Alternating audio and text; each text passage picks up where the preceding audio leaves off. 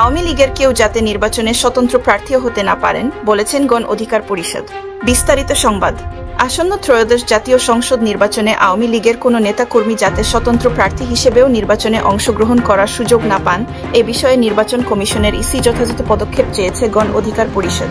এছাড়া আওয়ামী লীগের দোসর জাতীয় পার্টি ও 14 দলকে ইসির কোনো সংলাপে না ডাকার অনুরোধ করেছে দলটি। প্রধান নির্বাচন কমিশনারকে সিইসি 10 স্মারকলিপিতে গণ অধিকার পরিষদে নিশ্চয়তা চেয়েছে।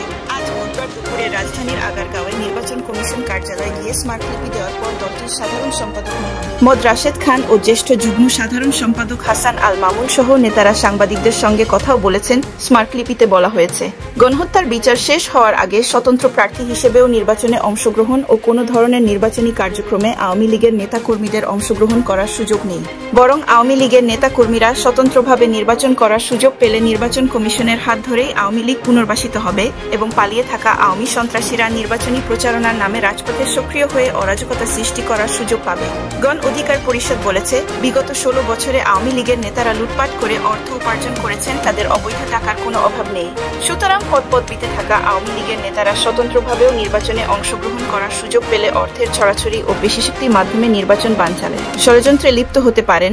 এক্ষেত্রে নির্বাচনকে অবাধ ও সুষ্ঠু করার লক্ষ্যে কার্যক্রম নিষিদ্ধ আওয়ামী লীগের কোনো নেতাকর্মী যাতে স্বতন্ত্র প্রার্থী হিসেবেও নির্বাচনে অংশগ্রহণ করার সুযোগ না পান এ বিষয়ে যথাযথ পদক্ষেপ নেওয়ার মাধ্যমে নির্বাচন কমিশনের অবস্থান স্পষ্ট করার অনুরোধ জানিয়েছে গণ অধিকার পরিষদ। স্মারকলিপিতে গণ অধিকার পরিষদ আরও বলেছে, আওয়ামী লীগের দোসর জাতীয় পার্টি, 14 দল সহ যারা 2024 সালের দামি নির্বাচনে অংশ নিয়ে শেখ হাসিনার অধীনে অনুষ্ঠিত নির্বাচনের বৈধতা দিয়ে দেশকে ধ্বংসের দিকে ঠেলে দিয়েছে, তাদের নির্বাচন কমিশন কর্তৃক কোনো সংলাপে না ডাকার অনুরোধ করছি।